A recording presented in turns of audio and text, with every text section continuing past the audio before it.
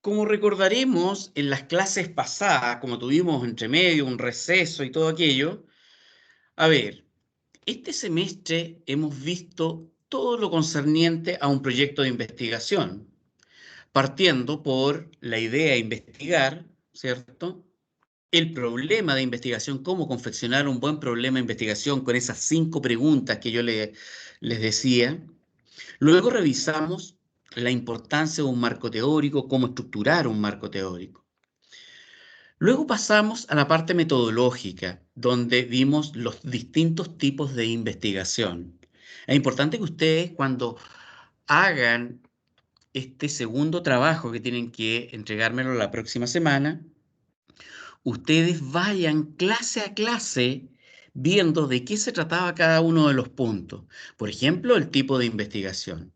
Luego vimos la formulación de hipótesis, las variables, los niveles de las variables, ¿cierto? Si eran nominales, si eran ordinales, si eran de intervalo, de razón, etc. Luego vimos los diseños experimentales y también los diseños no experimentales, porque uno tiene que definir en alguno de esos dos ámbitos el estudio que uno está haciendo, la investigación que uno está haciendo. Luego llegamos a el capítulo de selección de la muestra. Vimos que habían distintos tipos de muestras, distintos métodos para seleccionar la muestra, que había muestras eh, estadísticas y había muestras intencionales, ¿cierto? Eh, que cumplían distintas funciones, ¿cierto? Y vimos distintos tipos de muestras estadísticas y también muestras intencionales. Luego vimos la recolección de datos, los instrumentos que se ocupan, cuál es la forma como uno va recogiendo toda la información. Y hoy día llegamos a un capítulo ya final de esta metodología y que también debe estar incluido en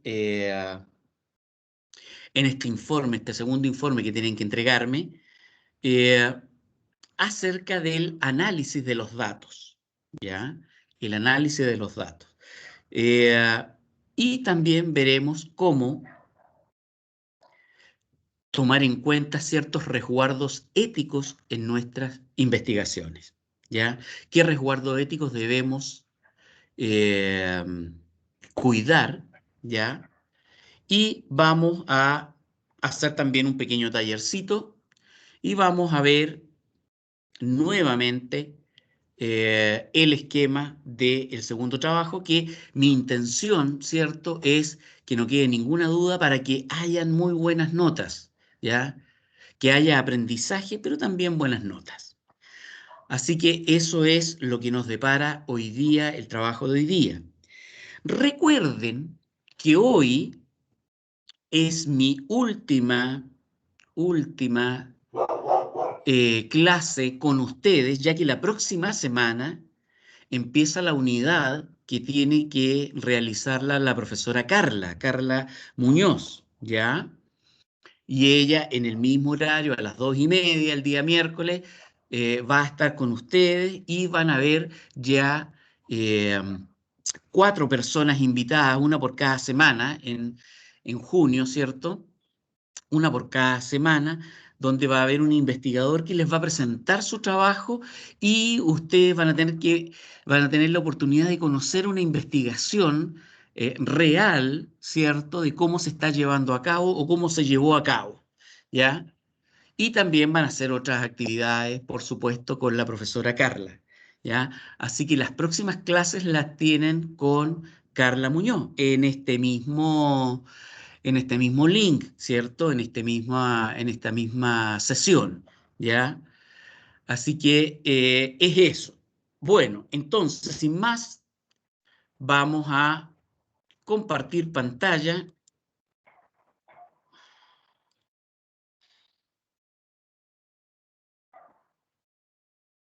y vamos a ver lo que nos señala el análisis de datos. ¿Se ve bien? Sí, profesor. Ya, muchas gracias. Muchas gracias. Bueno, el análisis de datos. Vamos a trabajar sobre el análisis de datos acá, más que nada cuantitativo. El análisis de datos cualitativo se hace fundamentalmente a través de un análisis del discurso, ¿cierto? Un análisis de las verbalizaciones. Es tratar de encontrar sentido a lo que se ha dicho por parte de los sujetos. Entonces, ahí hay varias formas de cómo pueden hacerse el análisis de datos. Y esto no lo he querido repetir porque ustedes lo deben haber visto conmigo mismo en las clases de metodologías cualitativas, donde ahí teníamos varios análisis de tipo cualitativo. De igual forma, como en todas las clases, esta clase ya está subida a la UCM virtual y además hay subido un artículo que tiene que ver con el análisis de datos cuantitativo y también con el análisis de datos cualitativo. Así que si alguien quiere hacer un análisis de tipo cualitativo, también ahí hay material. Bueno, vamos entonces a avanzar a la siguiente diapositiva. Tipos de análisis, ¿cierto? Ya hemos recogido nuestra información en el terreno y yo estoy haciendo ahora un trabajo más bien de escritorio, estoy con mi computador y aquí voy a empezar a hacer el análisis de toda esa información. Dice, el análisis de datos se efectúa usando la matriz de datos digital. Puede ser una base de datos construida a partir de los resultados. Por ejemplo, en una planilla Excel, tú pones los sujetos hacia abajo, los puedes numerar a los sujetos, ¿cierto? Para no usar los nombres. Y hacia el lado, en las columnas, hacia el lado, vas poniendo los puntajes que obtuvieron, por ejemplo, en un test o, por ejemplo, en una escala. Vas poniendo hacia el lado. Hacia el lado también puedes poner las variables, las características de estos sujetos, por ejemplo, el sexo, la edad, eh, la ciudad en que viven, bueno, los datos que a ti te interesen de acuerdo a los intereses de tu investigación, ¿ya? Eh, las bases de datos en cualitativa es más bien las transcripciones de lo que es dicho por los sujetos, ¿ya? No se arma una base de datos en una planilla Excel necesariamente, sino que son las verbalizaciones. Es el texto que nos ha dicho la persona. ¿Mm? Profe, Sí, dígame. para el trabajo no tendríamos así que hacer como la planilla Excel porque no tenemos como los datos, po. No, porque ustedes no han realizado una investigación. Ustedes lo que están haciendo es el esquema, el esqueleto, digamos, de un proyecto de investigación. Es el proyecto, no es la ejecución del proyecto. Ustedes no tienen datos. Pero sí, ustedes han definido, por ejemplo, qué variables, han definido qué instrumentos ya en su metodología. Entonces, con esa información, ustedes pueden ya decir qué tipo de análisis pueden hacer. Ustedes han hecho a lo mejor hipótesis. Acuérdense, las hipótesis podían ser correlacionales, de comparación, o causales. Bueno, eso me define, y lo vamos a ver después en un cuadrito, eso me define el tipo de análisis que quiero yo hacer. ¿Se entiende esa parte? Sí, profe, gracias.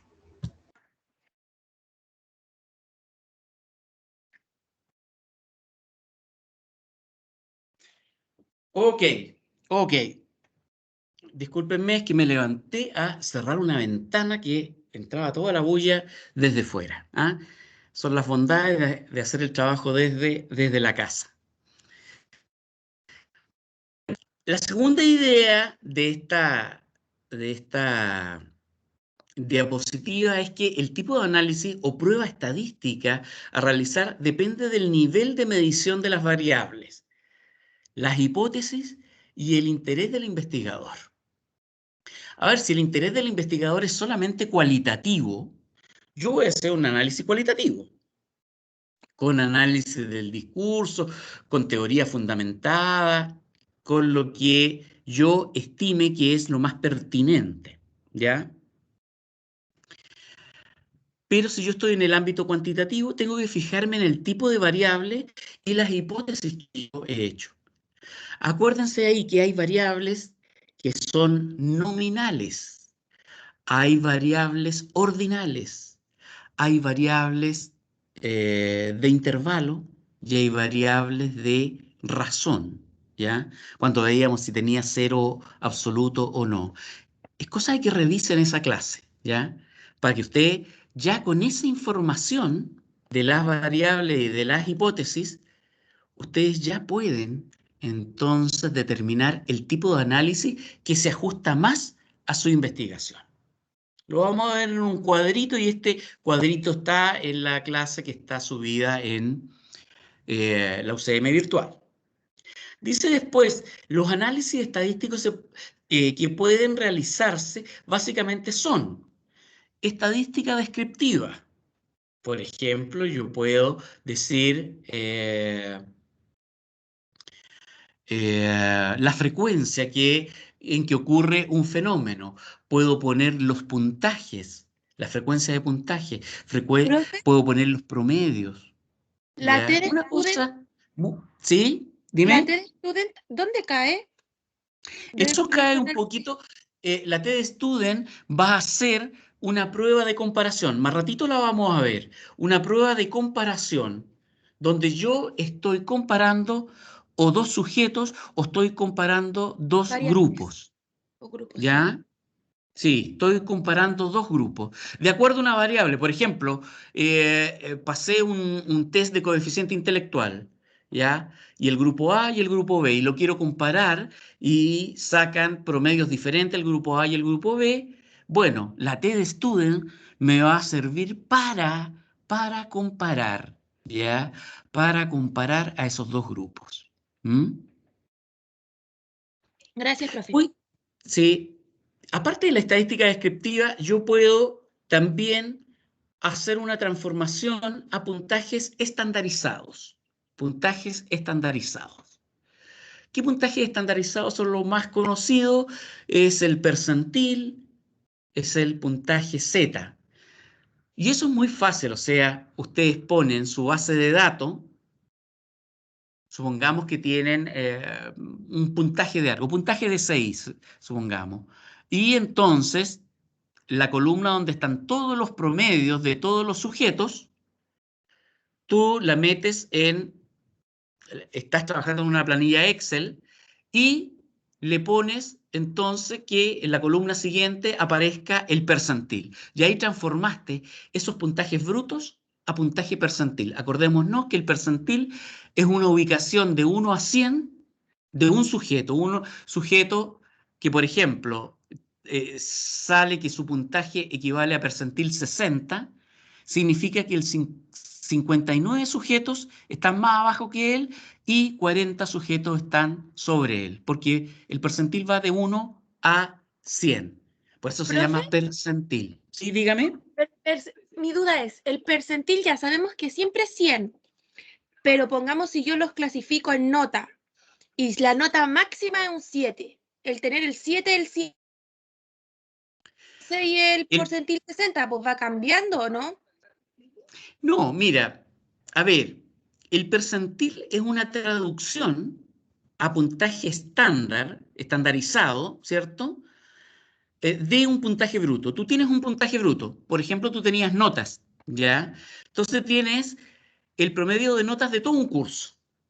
Tú tienes a 40 sujetos en un curso. Y uno tiene un promedio 7, otro tiene un promedio 4, otro tiene, etcétera. Cualquier promedio, de 1 a 7, ¿ya? Tú vas a poner esa columna y le vas a pedir al Excel o al SPSS, ¿ya? que te lo transforme a percentil. Y claro, probablemente si alguien tiene un 7, ese va a ser el percentil 100. Probablemente. Pero supongamos que en el caso de un curso en que nadie tenga promedio 7, sino que el máximo es 6,5. Ese 6,5 va a caer en el percentil 100, porque es el puntaje más alto respecto de ese grupo. Lo mismo pasa con el puntaje más bajo. Claro, si tú tienes un 1 de promedio, probablemente va a salir con el percentil 1, el percentil más bajo. Pero si tú estás viendo la distribución de este grupo, ¿cierto? En percentiles, y el promedio más bajo era 4. O sea, las notas iban entre 4 y 6,5. Seguramente el percentil 1 te va a salir en el 4, en el puntaje 4. Porque ese es el puntaje más bajo de ese grupo, ¿ya? De ese grupo. Entonces, tiene que ver con la distribución del grupo. ¿Mm? Entonces, eso lo hace muy fácil la máquina, el computador, o estando en el Excel o estando en el SPSS. Otro tipo de análisis estadístico que hace es la estadística inferencial. La estadística inferencial, por ejemplo, una regresión lineal o una regresión múltiple, eso sirve para extrapolar los resultados desde mi muestra hacia una población.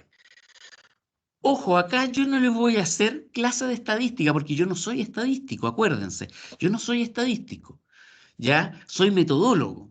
Lo que les enseño es cómo saber qué prueba aplicar frente a qué variable, ¿ya?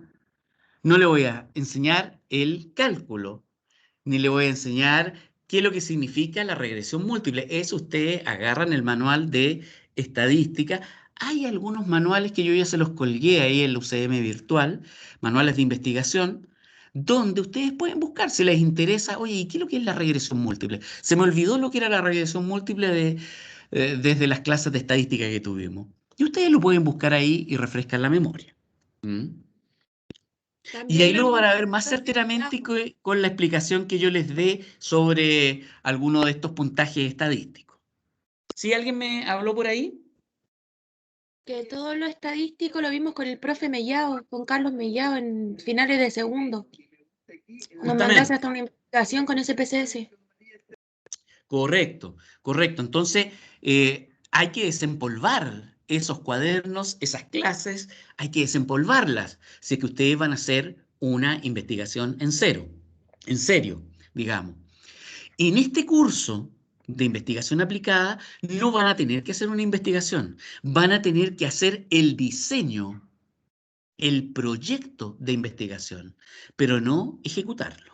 No van a recoger datos, sí van a decir, por ejemplo, cómo recogerían los datos para su investigación, pero no los van a recoger. ¿Mm?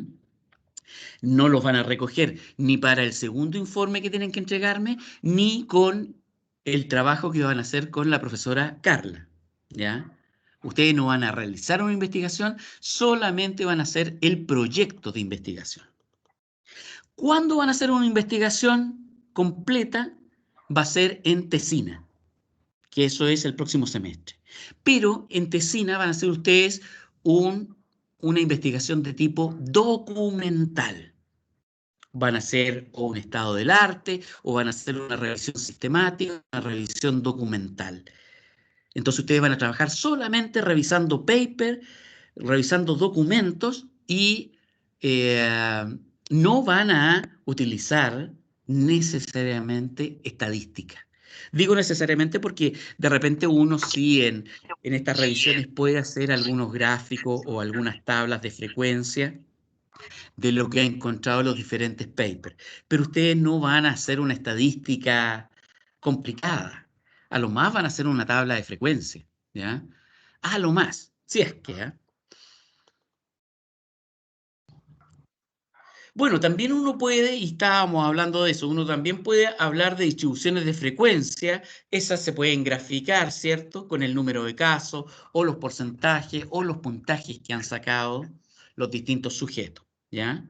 Esa es como, junto con la estadística descriptiva, o es parte de la estadística descriptiva, el hacer distribución de la frecuencia. También, aparte de la distribución de frecuencia, uno puede utilizar medidas de tendencia central. Medidas de tendencia central. ¿Cuáles son las que conocemos más? Son la moda, que equivale al puntaje más frecuente. Eso es la moda, ¿ya? Si en un trabajo que iba de 1 a 7, la mayor parte del curso o gran parte del curso sacó nota 6, esa es la moda. No es el promedio, necesariamente. Esa es la nota que más se repitió, ¿ya? Que es distinto la moda, y acordémonos de nuestras clases de estadística, es distinto a la mediana. La mediana es el punto, es el puntaje que divide a la distribución, dejando el 50% hacia arriba y el 50% hacia abajo. Que puede o no coincidir con el modo o la moda, que puede o no coincidir con el promedio. Pero es el punto donde yo divido al 50% de los sujetos para arriba y al 50% para abajo. ¿Mm?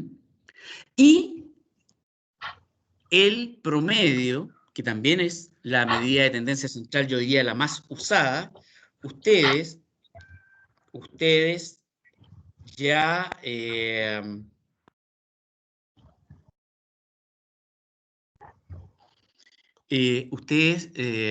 ya la ocupan a cada rato, ¿cierto? Cuando uno dice, chuta, a ver, ¿y me da o no el promedio para pasar el curso, para pasar el ramo? Y ustedes sacan un promedio, ¿m? Que es la sumatoria de los puntajes dividido por la cantidad de puntaje. Que es, por ejemplo, hicimos una prueba de CI a todo el curso, eran 40, entonces yo sumo todos los puntajes de CI, los divido por 40 y ahí tengo el promedio de CI de ese grupo. Es súper fácil, esto es básico. Hay también medidas de variabilidad. Las más usadas son la desviación estándar, ¿cierto?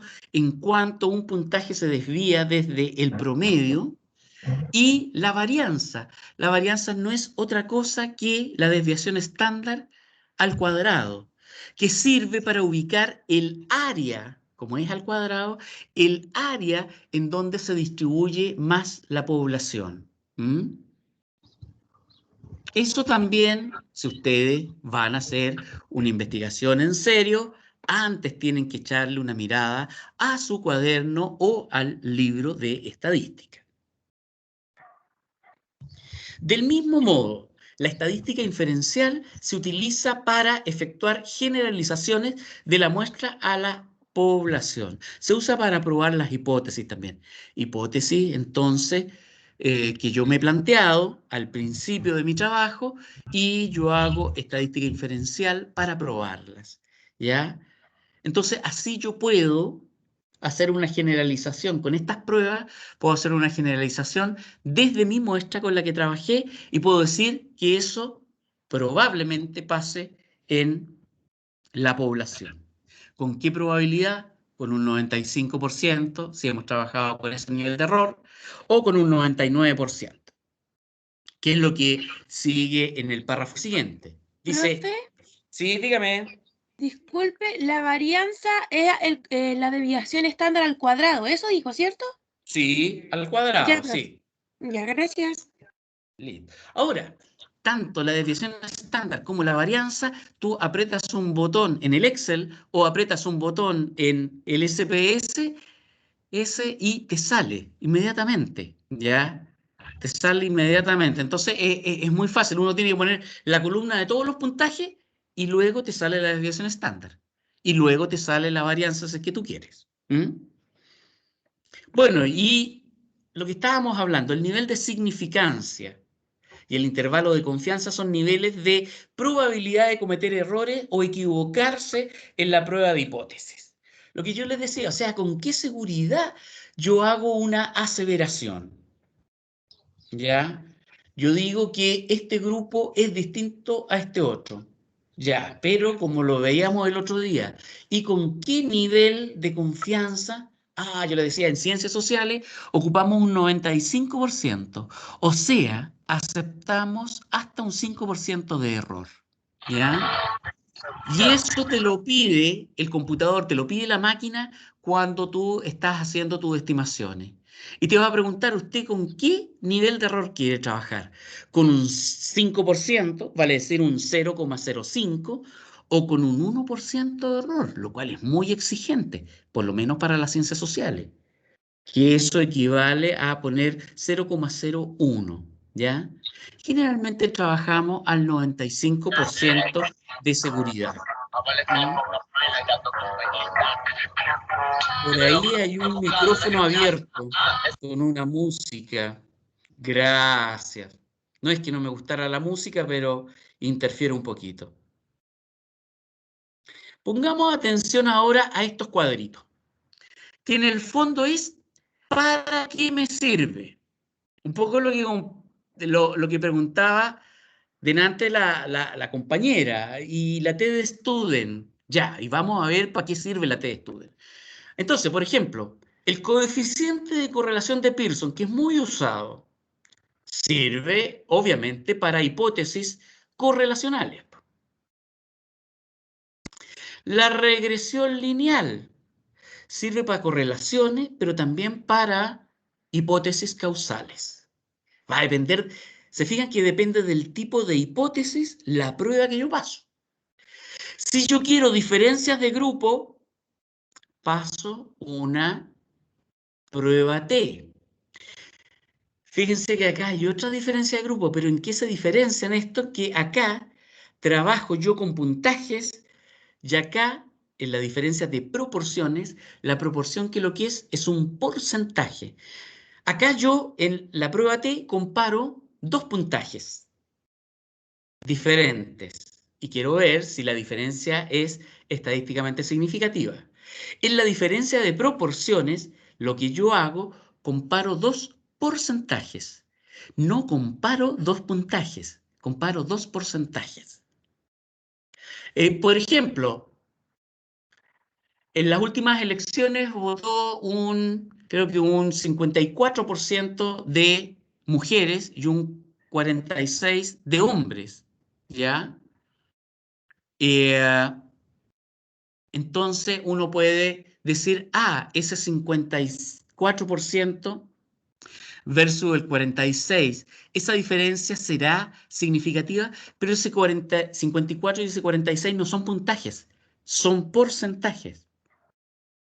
Entonces ahí tú ubicas la prueba de diferencia de proporciones y sacas si la diferencia de grupo es significativa o no. Esto se hace tanto en la prueba T como la diferencia de proporciones cuando yo estoy comparando dos grupos, ¿ya? Pero voy a hacer un análisis de varianza si yo tengo más de dos grupos. Si yo quiero comparar a la vez tres o más grupos, hago un análisis de varianza, ¿ya?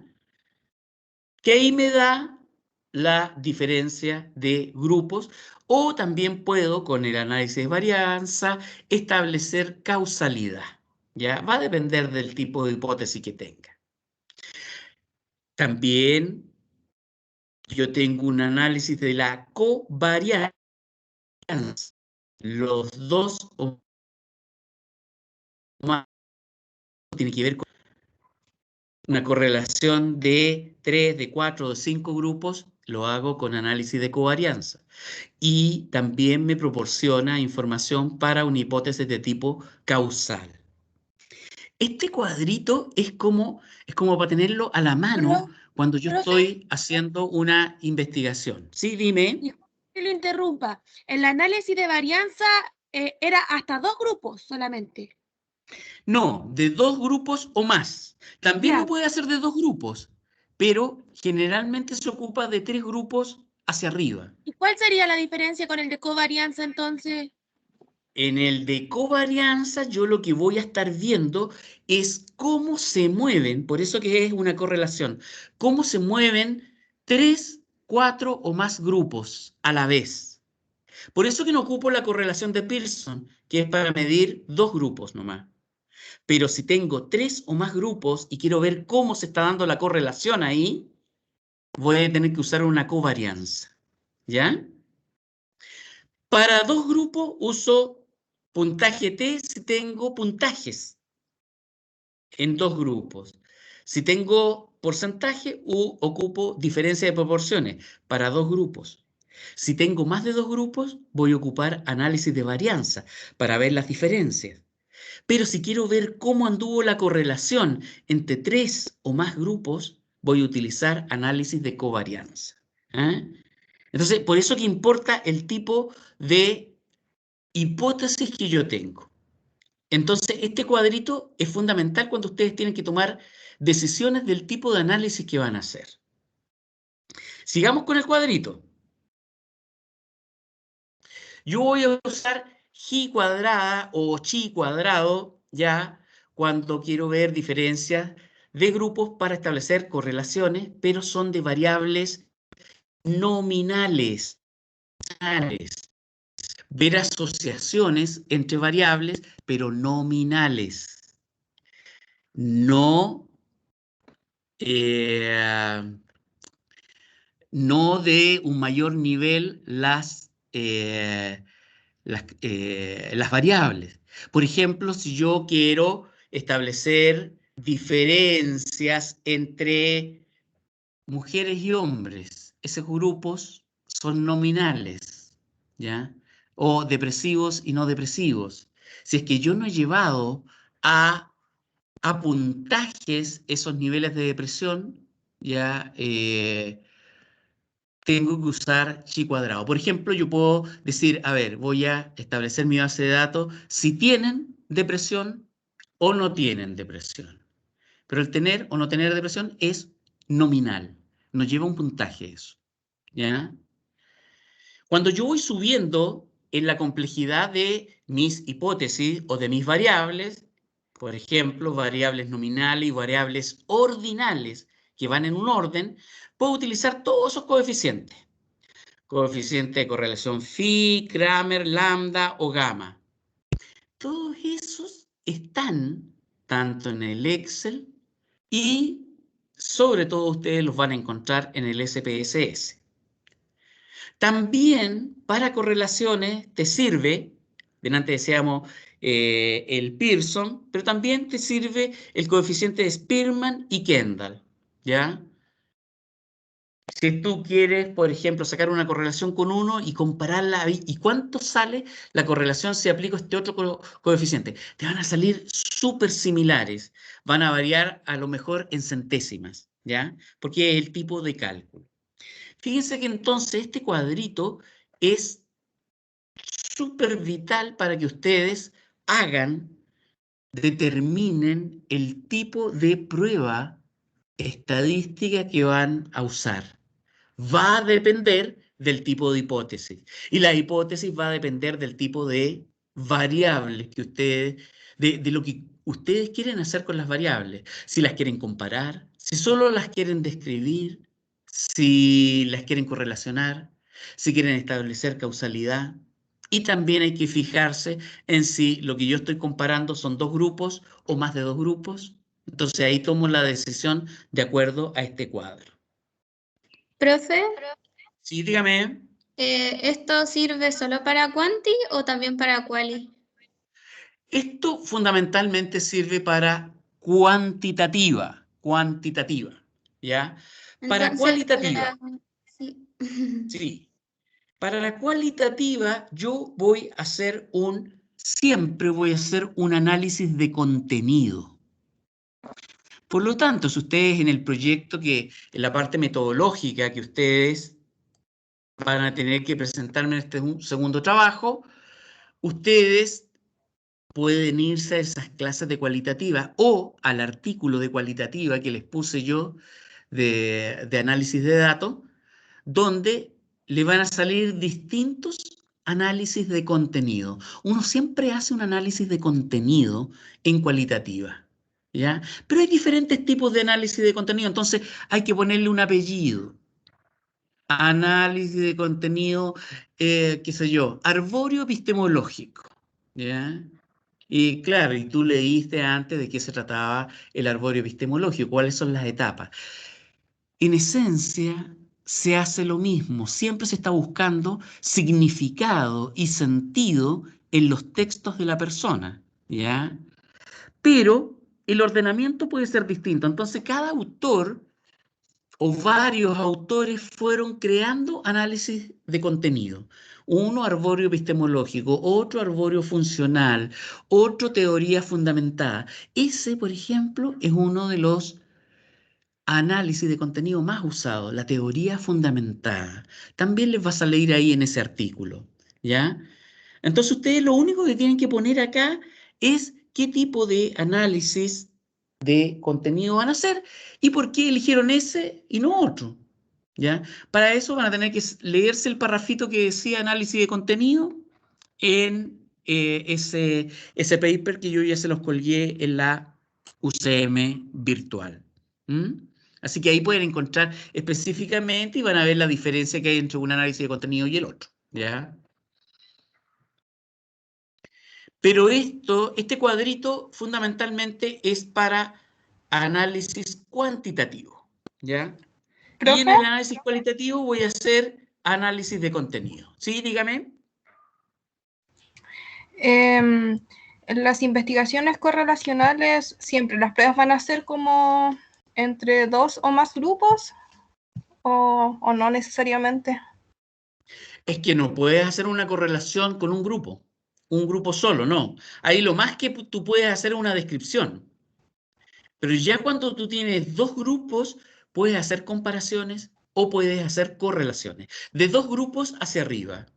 Ahora podéis comparar 20 grupos, pero va a ser más Profe, complejo. ¿Sí? pero si yo tengo, por ejemplo, si quiero investigar como la correlación que hay entre dos variables, entonces eso ya no sería, y no tengo como más de un grupo, sino que estoy viendo como la relación que existe entre esas variables, entonces ya no sería una investigación correlacional, como que me confundí un Sí, poco. es una investigación correlacional porque el computador, cuando tú ingresas tus datos, tú no vas a decir que este es el grupo uno, este es el grupo 2. Tú le vas a poner variable 1, variable 2. Ah, ¿Ya? ya, ya. Entonces, claro, en estricto rigor, si tú, por ejemplo, estás comparando, Es no que en mi sé, pues, investigación, por ejemplo, comparamos como el efecto del uso de un medicamento sobre la depresión, como qué claro, relación tienen. Entonces nosotros definimos que eso era correlacional, pero me anduve confundiendo un poco con las claro, pruebas. va a ser correlacional si tú llevaste el uso de un determinado fármaco, lo tradujiste a número, ¿ya? Lo tradujiste a cantidad, por ejemplo, cantidad de fármacos que tomaba la persona. Y la depresión también la traduces a algún puntaje. Puntaje que sacó en la prueba de Beck de depresión, ¿ya? Si tú lo tradujiste a puntaje, puedes hacer correlaciones perfectamente. El computador va a entender que son dos grupos.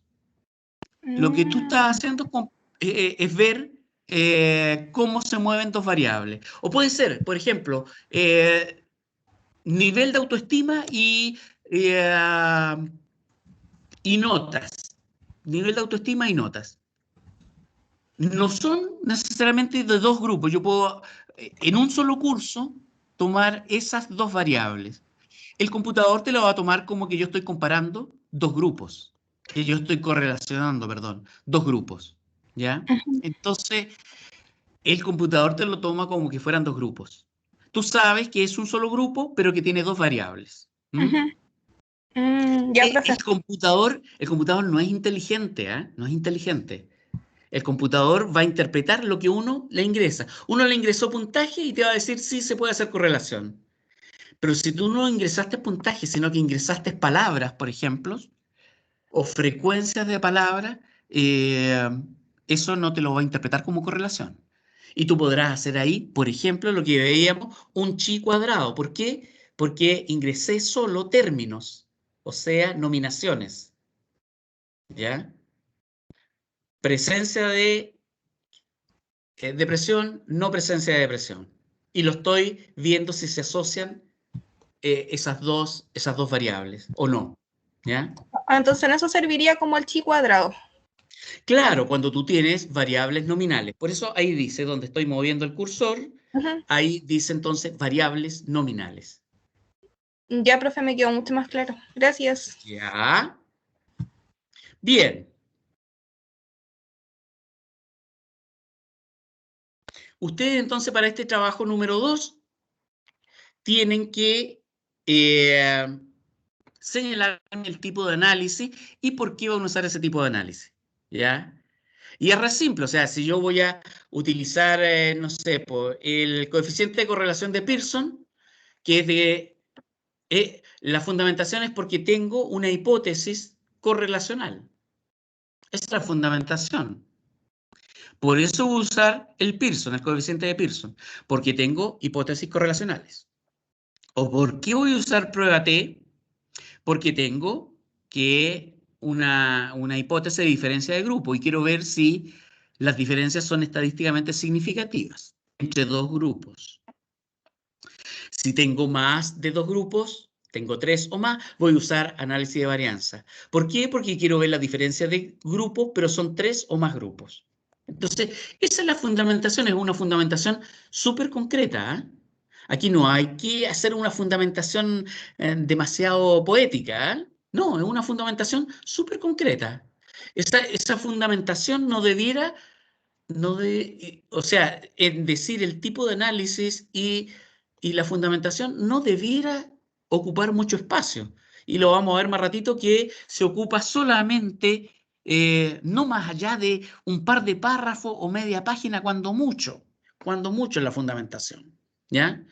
Y la fundamentación tiene que ver con el tipo de variables, el tipo de hipótesis que yo estoy haciendo y por eso que elijo tal prueba estadística. Uh-huh.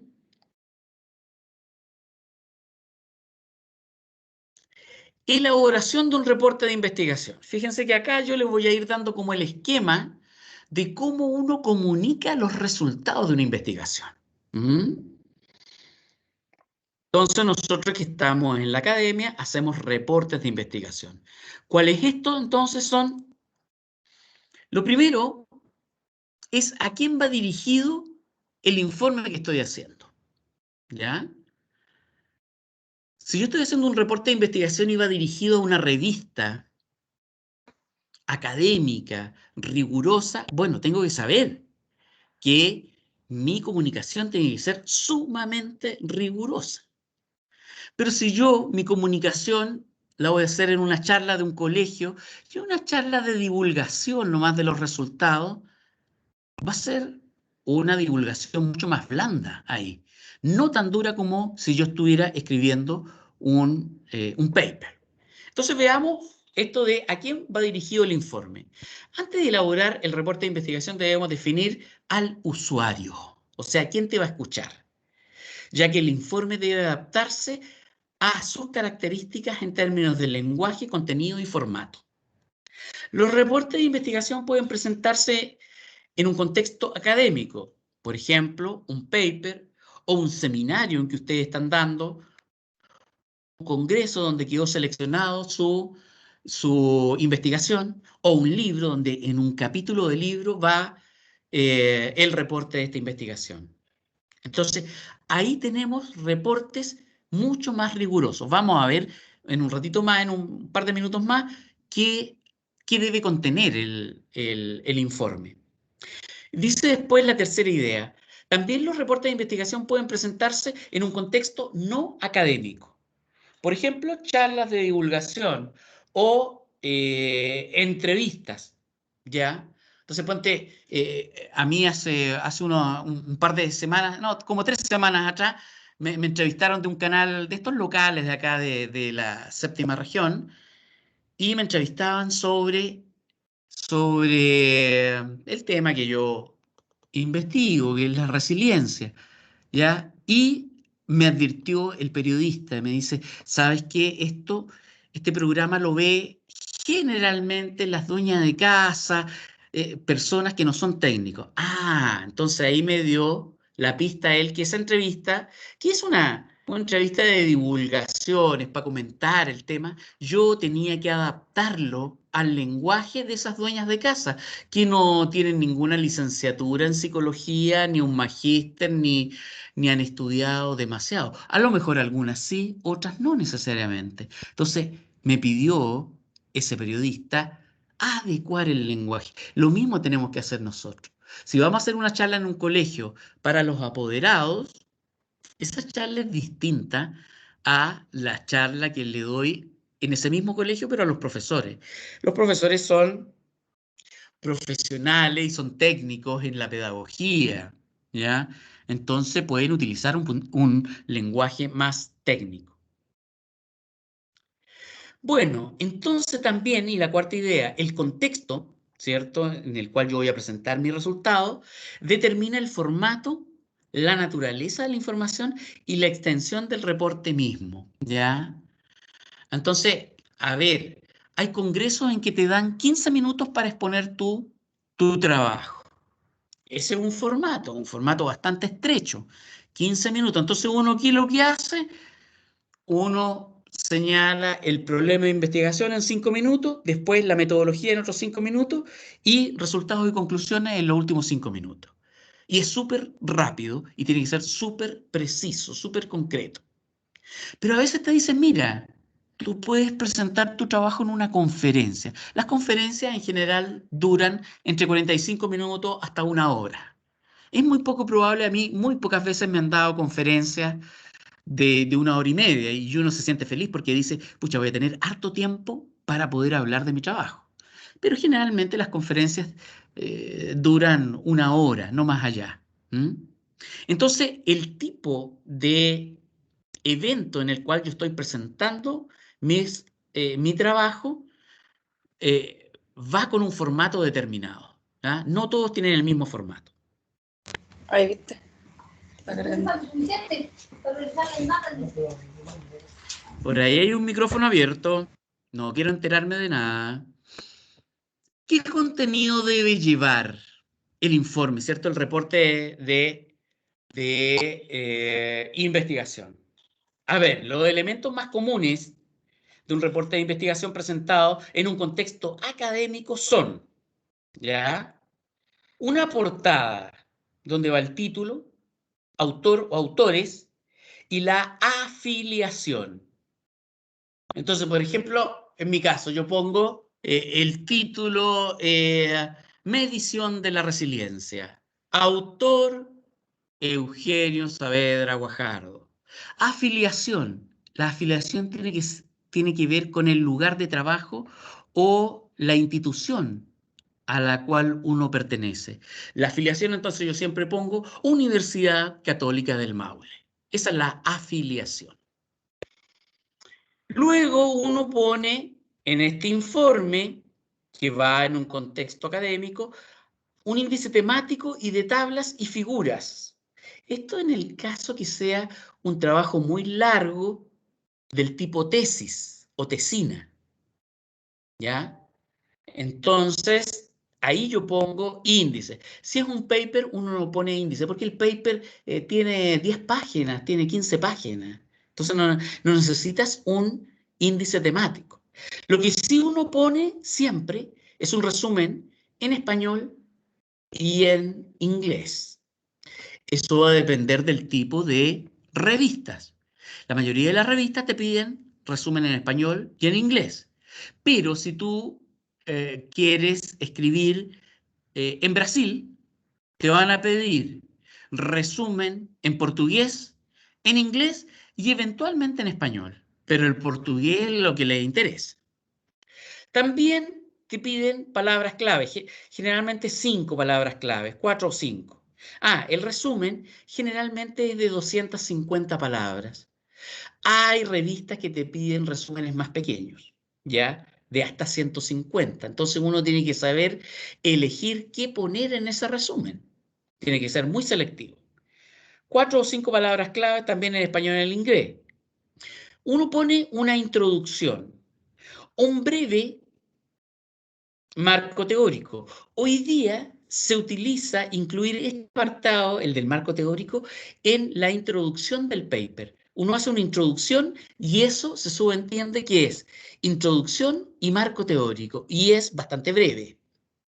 Luego, después uno establece los métodos, toda la parte metodológica, la muestra, las hipótesis, los instrumentos, etcétera, etcétera, ya en el método. Pasa al apartado de resultados, donde uno pone lo que encontró, ¿cierto? Luego, una discusión. La discusión tiene que ver en que yo comparo mis resultados con la parte teórica que yo hacía alusión en la introducción o en el marco teórico.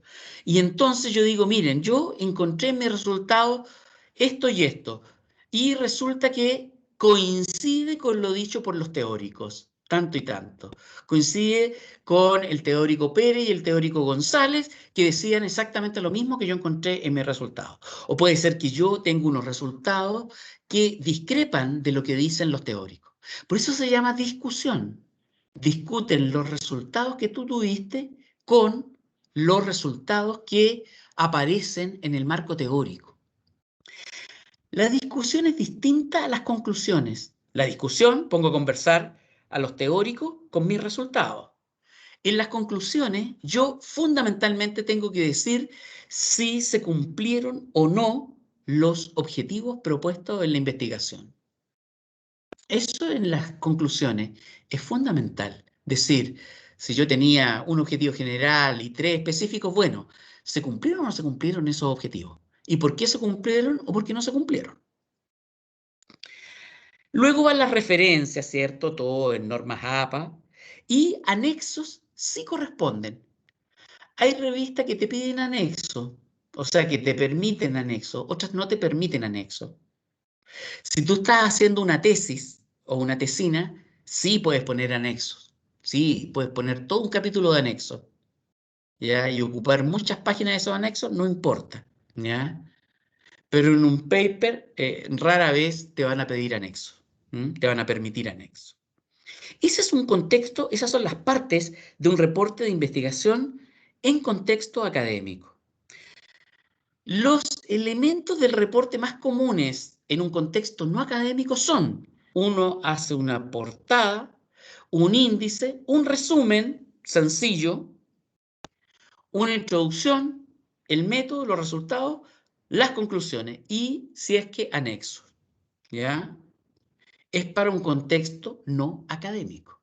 Puede ser, por ejemplo, para un contexto periodístico. ¿Ya? Te dicen, oye, ¿de qué trató tu investigación? Y uno le hace un reporte, mira, de esto, porque le interesaba el tema al periodista. Y entonces uno le entrega con este esquema, un esquema mucho más blando, ¿ya? Para presentar el reporte de investigación se pueden utilizar apoyos audiovisuales, lo que facilita la comprensión del contenido por parte del público, sea este académico o no.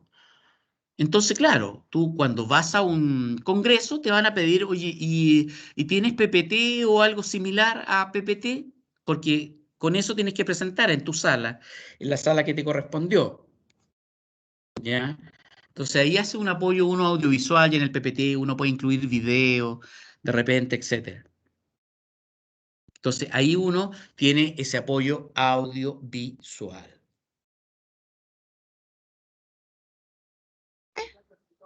Sí, dígame. ¿Por qué? Es que había ido a comprar pan. ¿Por qué en el primero dice que el marco teórico ahora se incluye en la introducción? Cambió el formato en los papers. Los papers antes tenían una introducción y luego uno ponía antecedentes teóricos o marco de referencia, uno le ponía, ¿ya? Y ahora algunas revistas, no todas, algunas revistas te dicen, va la introducción que incluye la reflexión teórica, que incluye el marco teórico que uno quería poner. Ahora, por ejemplo, el próximo semestre que ustedes van a hacer la tesina, ustedes van a tener un esquema que no es de paper, Es un esquema donde va la introducción, ya les daremos ahí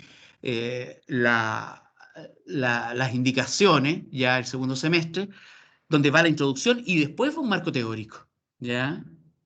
Entonces lo hacemos separado, pero para el formato paper en algunas revistas ya no te separan introducción y marco teórico, sino que lo hacen en un mismo capítulo.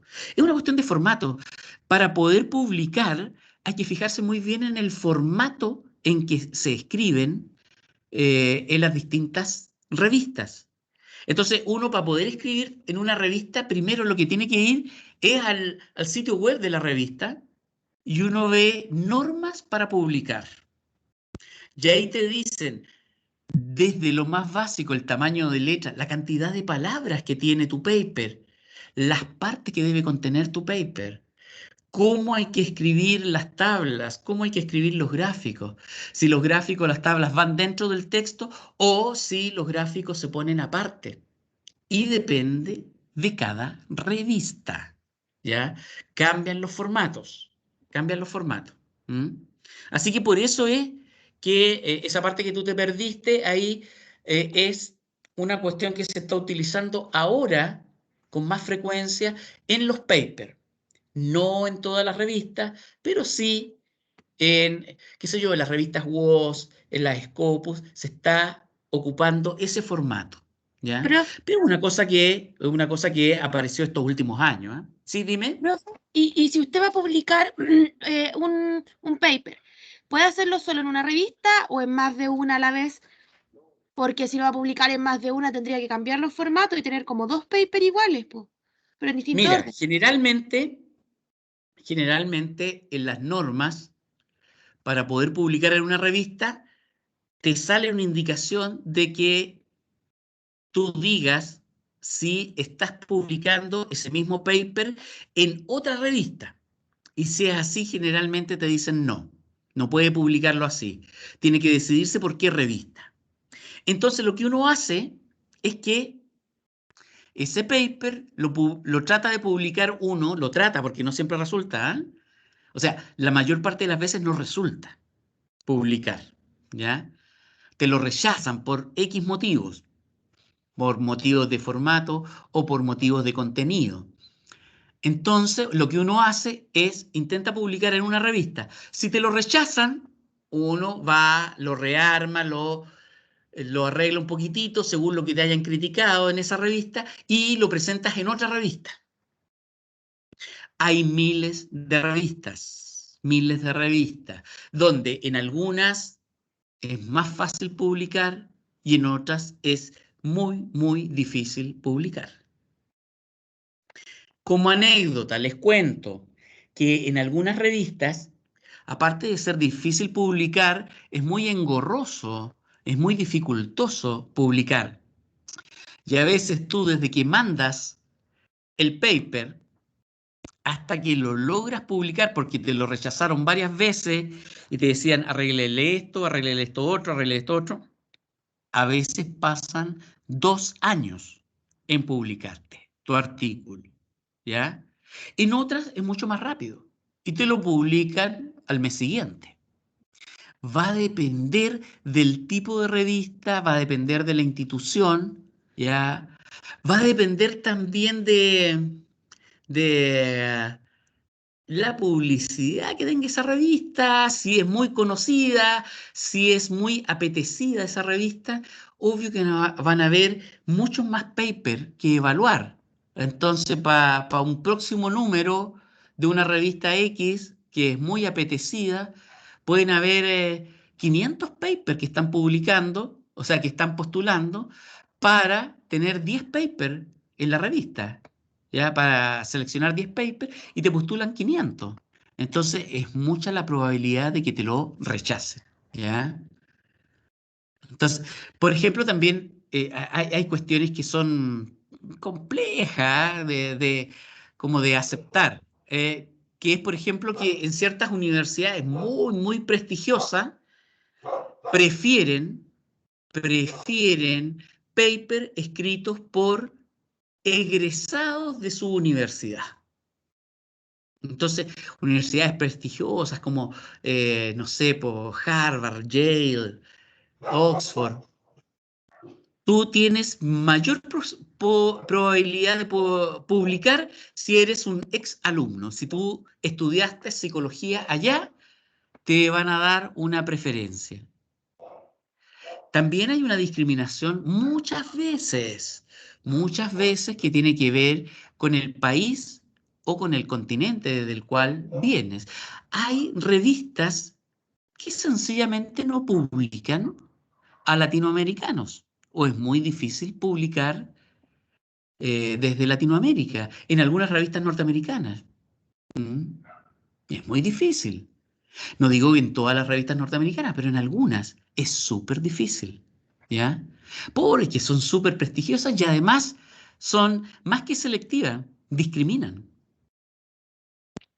Entonces, bueno, uno ahí tiene que variar. Si presentaste a una revista tu publicación, no te la publicaron, uno tiene la opción de o mejorarla y volver a presentarla en esa misma revista o sencillamente la puedes mejorar y la presentas en otra revista. ¿Queda más o menos claro? Sí, profe.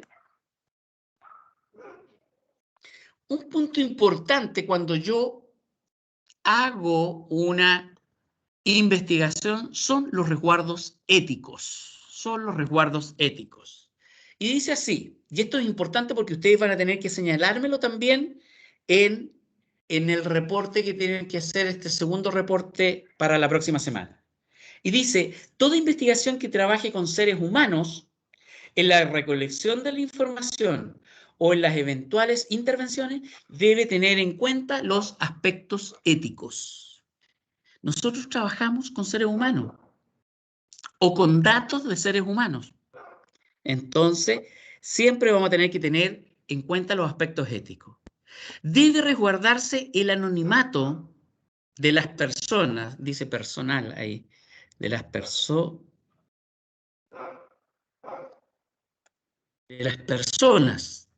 Debe resguardarse el anonimato y la información debe ser tratada confidencialmente. Es distinto que algo sea anónimo que algo sea confidencial. Anónimo es que no lleva nombre.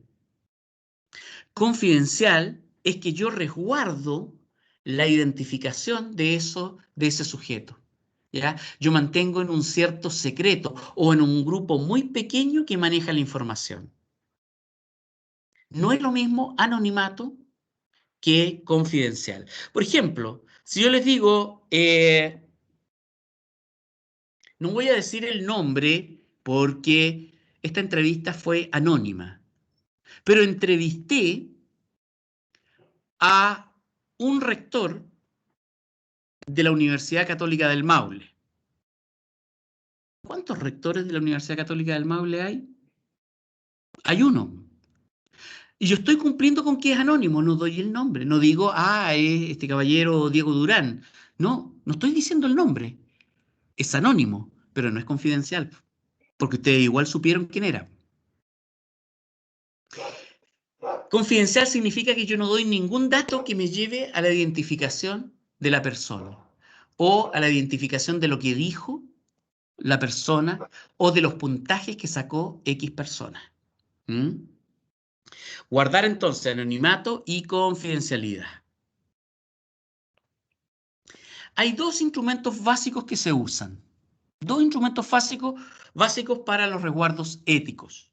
El primero es el consentimiento informado, que se pasa a personas mayores de edad, 18 años hacia arriba. ¿Qué es lo que debe contener el consentimiento informado? Los objetivos del estudio, tipo de participación del sujeto, o sea, ¿qué es lo que tiene que hacer el sujeto? Tiene que contestarme una encuesta, tiene que contestarme una entrevista, le voy a pasar un test. ¿Qué? ¿Qué es lo que va a hacer el sujeto? ¿Qué beneficios o eventuales riesgos o molestias puede traer el participar en este estudio? ¿Ya? Pueden haber molestias. Por ejemplo, tú entrevistas a una persona y la persona se descompensa durante tu entrevista, ¿ya? Pierde el control la persona. Eso es un daño para la persona. ¿Mm? Entonces hay que señalar en ese consentimiento informado que eventualmente podrían existir algunos inconvenientes y que la persona, en el momento en que ella se siente incómoda, se puede retirar de la investigación. Estar en riesgo o molestia o eventuales beneficios, ¿ya? En Estados Unidos se ocupa mucho, también en algunas universidades de Europa, que tú participas en un estudio y te pagan. Te pagan $20, $50, porque te pasan un test. ¿Mm? De hecho, muchos estudiantes universitarios trabajan en eso, ¿ya? Y cobran por participación en un estudio. A lo mejor ustedes mismos han participado en algún estudio con alguno de los profesores, les pasaron una encuesta, les pasaron un test y no les pagaron ni uno, ¿ya? En otros países ya está instaurado y desde hace mucho tiempo, o sea, yo diría desde la década del 50, de 1950 en adelante, que en Estados Unidos la participación en experimentos o en encuestas o en test de investigación son pagados. Y hay mucha controversia, porque si tú eres pagado, a lo mejor tú tienes una predisposición más positiva hacia el estudio, y eso puede ser un sesgo. ¿Mm? Acá en Chile no, generalmente no se paga, ¿ya? Y bueno, en el consentimiento informado hay que señalar a quién dirigirse en caso de duda o de reclamo. Si alguien se siente dañado, si alguien se siente perjudicado durante el estudio, ya, ¿a quién llamo? Entonces uno pone generalmente ahí un mail de alguien de referencia, ¿cierto? Para reclamar por la investigación. Ese es el consentimiento informado. El asentimiento informado se le pasa a menores de edad, ¿ya? Debe contener la misma información que el consentimiento, pero en un lenguaje más cercano al sujeto, un lenguaje más fácil, ¿ya? Con sujetos menores de 9 años se suele utilizar un asentimiento con dibujos. En vez de decir sí o no, que quiere participar o no, ponen un dedito para arriba, un dedito para abajo. Una manito con dedito para arriba, para abajo. O una carita sonriente, una carita triste. ¿Ya? Con niños y niñas menores de 9 años. ¿Mm? Ahora, cuando tú estás trabajando con niños entre 9 y 17 años, jóvenes ya son, ¿cierto?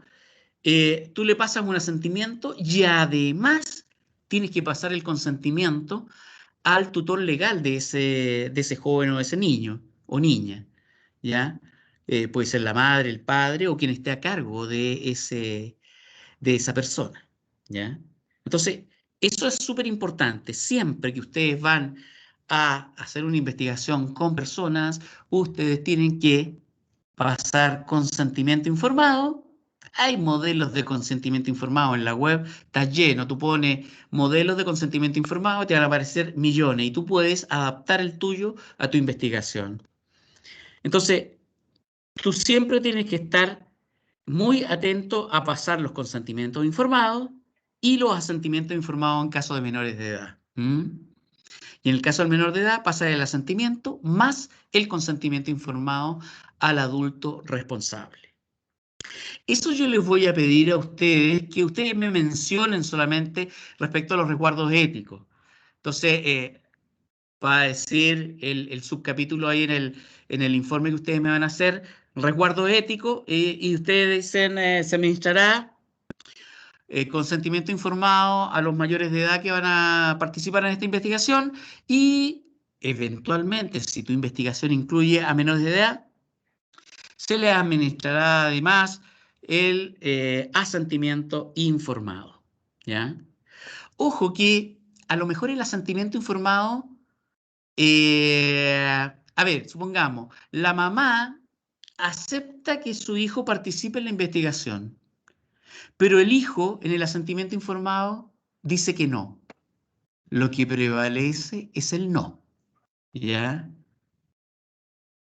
Al revés podría ser también, que el niño dice que quiere participar, pero la mamá dice que no. Entonces, si hay discrepancia, si uno dice que sí y el otro no, no te sirve ese sujeto. No se le puede administrar nada. Tiene que haber coincidencia, los dos tienen que decir que sí, que están de acuerdo. El adulto responsable con el consentimiento informado y el menor de edad con el asentimiento informado también tendría que decir que acepta. Eso, ¿se entiende? Toda esta misma clase está en la UCM virtual. Sí, profe. ¿Se entiende? A ver, yo tengo 20 para las 4. Tomémonos un recreo de unos 15 o 20 minutos para hacer después un taller. Vamos a hacer un taller que tiene que ver con esto. ¿Ya? Tomémonos entonces ¿Profe? unos 20 minutos. Hablemos, o sea que nos juntamos a las 4 nuevamente. ¿Ya? ¿Profe? ¿Sí? ¿Pero va a dejar como preguntas para el trabajo? No, cuando vuelva le hago la pregunta y además, en esta segunda parte, vamos a hablar por tercera o cuarta vez del informe que tienen que entregarme, que tienen que enviarme la próxima semana. Recuerden que el segundo informe, la segunda evaluación conmigo, es para el 2 de junio, miércoles 2 de junio, ¿ya? Y que yo voy a recibir esas evaluaciones hasta las 6 de la tarde, ¿ya? Hasta las 6 de la tarde me pueden enviar ese segundo informe. Entonces, vamos a hablar un poquitito del taller y vamos a hablar de esa segunda evaluación. ¿Les parece? Nos encontramos a las 4 de la tarde. Nos Ya, vemos. profe. Ya.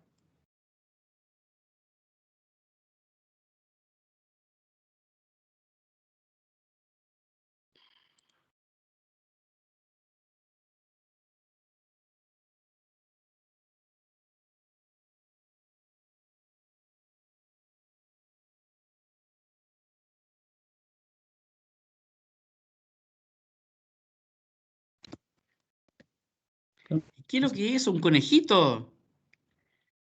Carla, ¿es un conejito? Conejito. Sí, ¿cómo se llama tu conejo? Tiene nombre.